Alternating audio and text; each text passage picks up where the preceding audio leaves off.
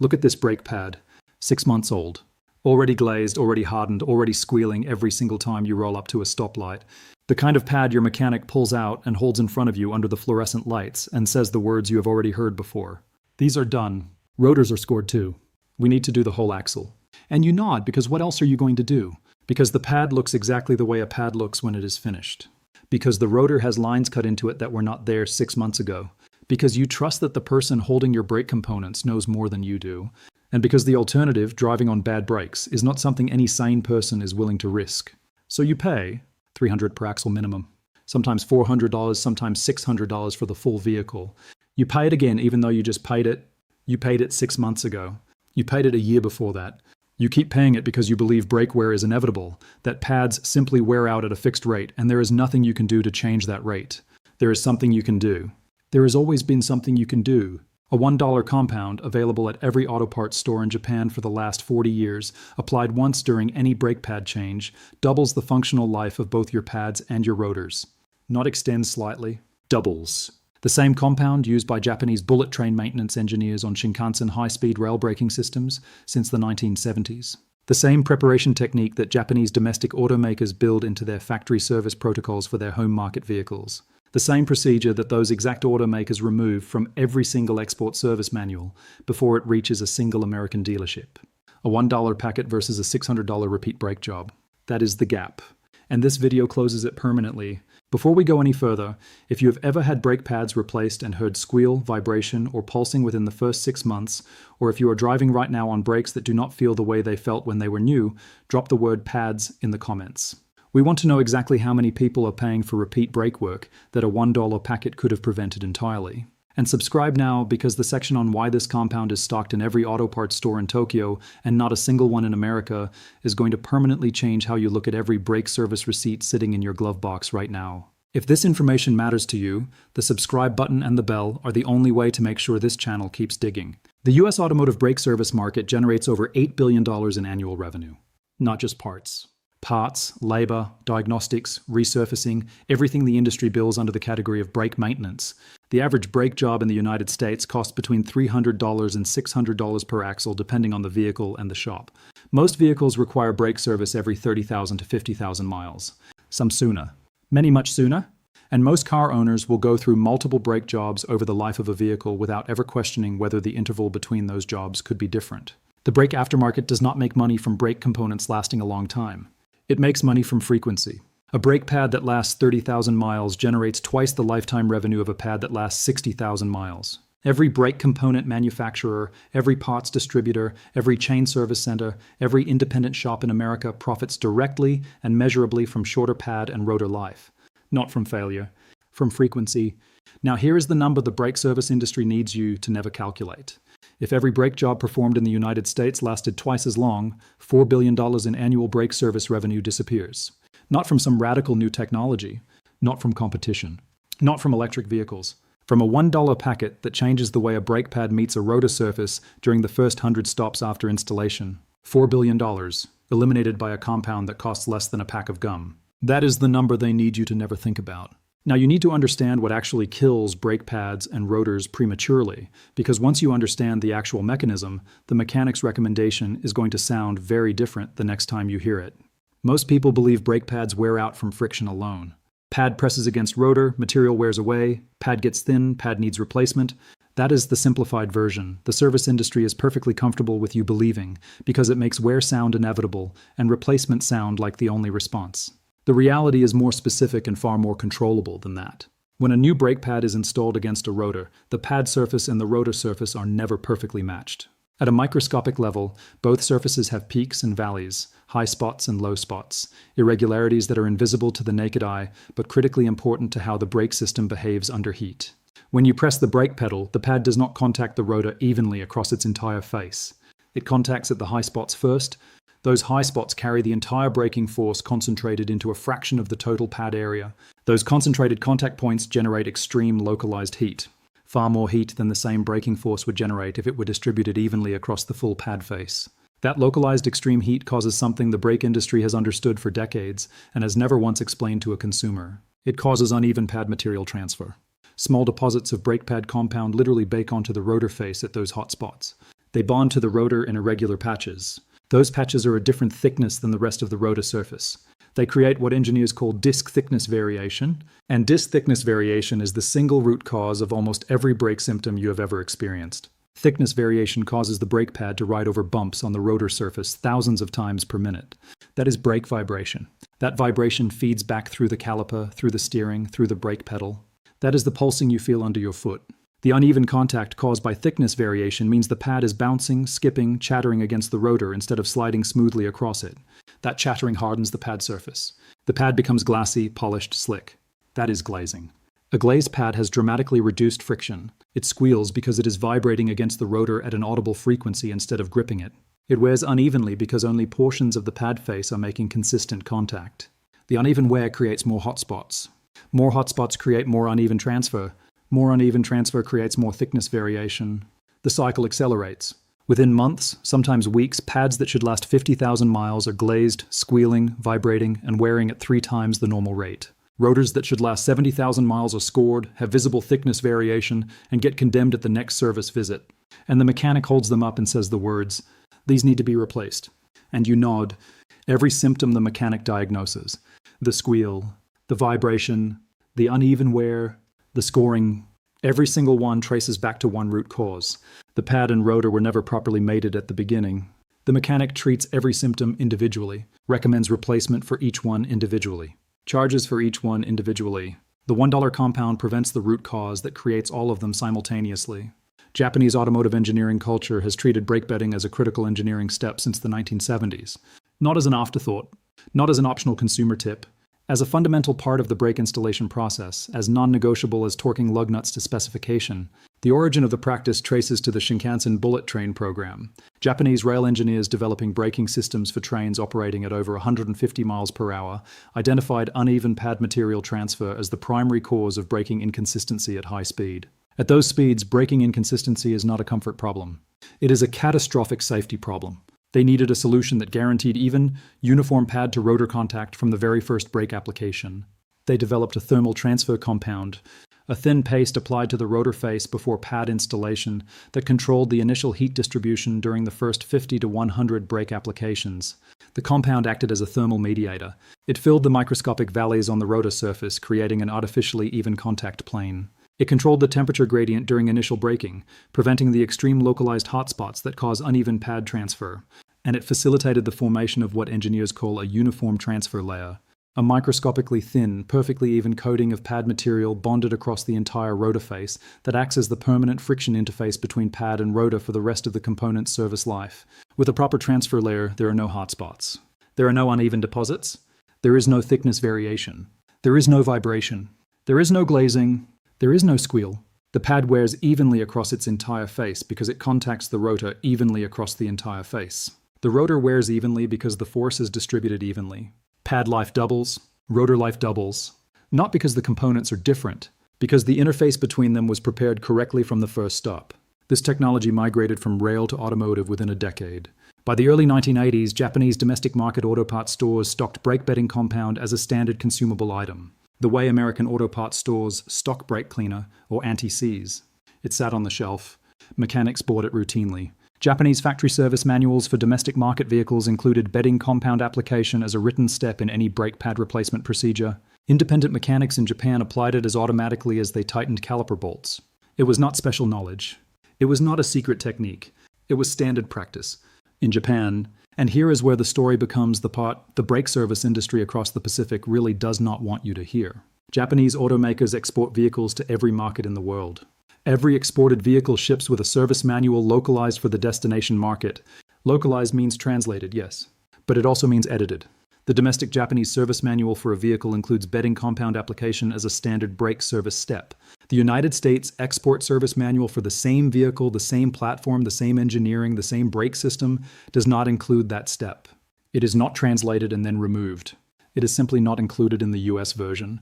The procedure exists in one manual and does not exist in the other. Not because the engineering is different.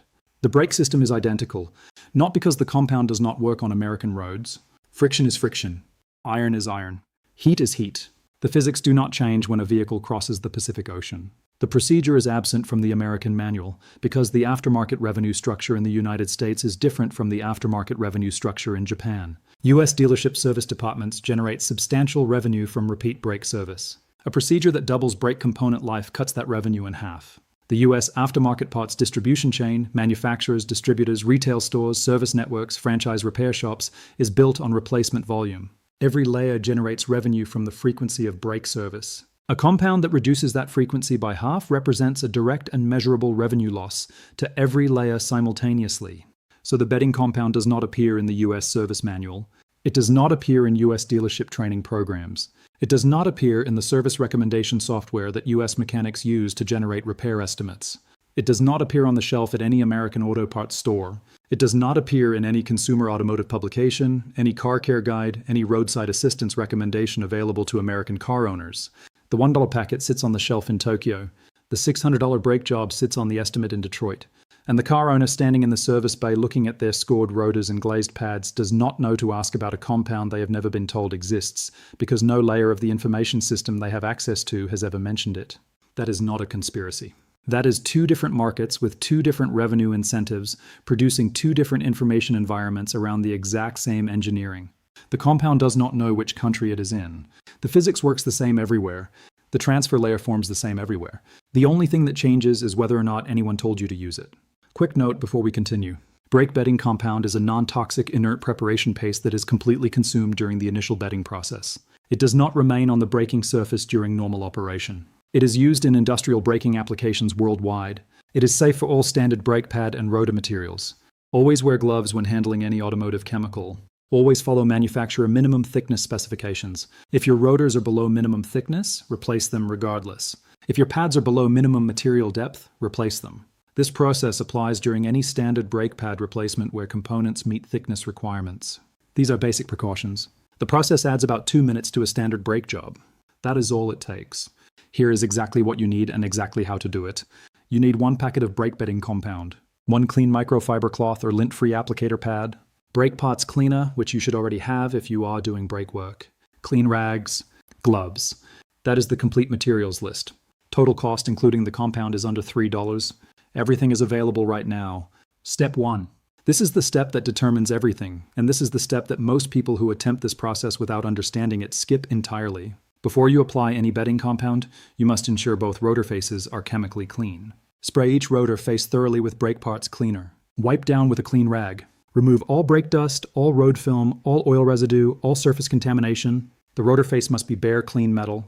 The bedding compound needs direct, unobstructed contact with the iron surface to control heat distribution properly during the bedding cycle. Any contamination between the compound and the rotor creates an inconsistency in the thermal transfer process.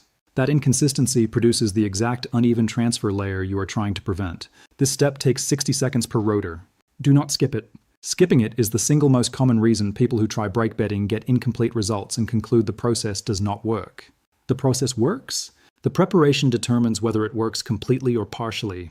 Step 2. Apply a micro-thin layer of the bedding compound to each rotor face using the applicator pad or your gloved fingertip. Thin means thin. The layer should be barely visible on the rotor surface. Translucent, not opaque. You should be able to see the machining marks on the rotor through the compound layer. More is absolutely not better. Excess compound creates its own thickness variation during the thermal cycle, which is exactly the problem you are solving. 1 packet contains enough compound to treat all 4 rotors on a standard passenger vehicle with material to spare. Apply to both faces of each rotor. Cover the entire swept area where the brake pad contacts the rotor face. Do not apply to the hat area or the rotor edges, only the braking surfaces. Step 3. Install your new brake pads according to standard manufacturer procedure. No modification to the pads is required. No compound is applied to the pads themselves. The compound is on the rotor face only. Reassemble calipers, brackets, hardware exactly as you normally would. Torque all fasteners to specification. This step is a standard brake pad installation. Nothing changes here. Step 4. This is the bedding drive and this is where the compound does its work. Get in the vehicle. Drive to a road where you can safely accelerate and brake repeatedly without traffic interference. Accelerate to 35 miles per hour. Apply the brakes with moderate pressure, not hard braking, not gentle braking, moderate steady pressure, and slow the vehicle to 5 miles per hour. Do not come to a complete stop. This is critical. A complete stop during the bedding process presses the pad against the rotor, while extreme heat is concentrated at the contact point. That is exactly the uneven transfer you are preventing. Slow to 5 miles per hour and accelerate again immediately. Repeat this 35 to 5 cycle 10 times. You will notice the brake feel changing during these cycles. The pedal will become progressively firmer. The engagement will become smoother. That is the transfer layer forming in real time. After 10 cycles at 35 to 5, accelerate to 55 miles per hour. Apply brakes with moderate pressure and slow to 15 miles per hour. Again, do not come to a complete stop. Repeat this 55 to 15 cycle 5 times. After the 5th cycle, drive the vehicle at moderate speed for a full 5 minutes without touching the brake pedal at all. This cooling period allows the transfer layer to fully bond to the rotor surface and allows the pad surface to normalize. Do not park the vehicle immediately after the bedding cycles. Do not come to a complete stop and hold the brake pedal down. Either action presses the hot pad against the rotor in a fixed position and can imprint pad material unevenly. Drive and let everything cool with air flowing across the rotor faces. After the 5-minute cooling drive, the bedding process is complete. Step 5. After the bedding drive, your brakes will feel different immediately. Firmer pedal feel. Shorter engagement, zero squeal. Smooth, linear deceleration with no vibration, no pulsing, no grabbing. If you remove a wheel and inspect the rotor face after bedding, you will see an even, consistent, uniform grey tone across the entire contact surface. No hot spots. No shiny patches. No dark blotches. No scoring initiation points. That is a properly bedded brake system. That is a complete uniform transfer layer. That is what every single brake system in Japan looks like after service. That is what your brakes have never once had in their entire service life until right now. An independent brake specialist in the American Midwest documented bedding compound application on 340 brake service jobs over a 4-year period from 2019 through 2023. Customer vehicles ranged from daily commuter sedans to heavy SUVs and light trucks. Average brake pad life in the same shop's historical data without bedding compound was 32,000 miles. Average brake pad life with bedding compound was 61,000 miles. Rotor resurfacing or replacement during the pad life cycle dropped by over 70%. Customer brake noise complaints within the first 6 months of service dropped to near zero. Not reduced, near zero. Total bedding compound cost across all 340 jobs was under $350. Estimated customer savings in avoided repeat brake work over the documentation period exceeded $85,000. The compound does not care about the shop's labor rate. The transfer layer does not charge diagnostic fees.